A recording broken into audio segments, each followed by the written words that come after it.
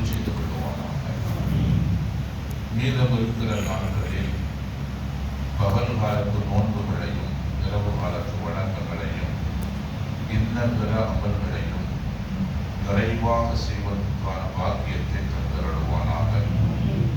இன்னும் இதுபோன்று பல பல ரமலான்களை சந்திப்பதற்கான பாக்கியத்தை தந்தருள்வானாக.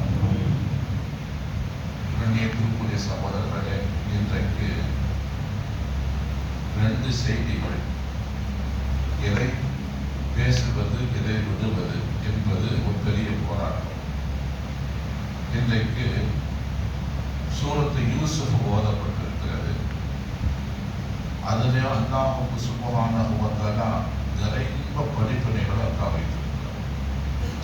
சூரத்து யூசுஃபில் இருக்கிற 100 படிப்பினைகள் என்று ஒரு அரபுல ஒரு பெரிய கிரந்தம் வந்திருக்கிறது. ஒரு நாளைக்கு ஒன்று சொன்னாலும் 100 நாளைக்கு பேசலாம், அவ்வளவு செய்திகள் இருக்கு.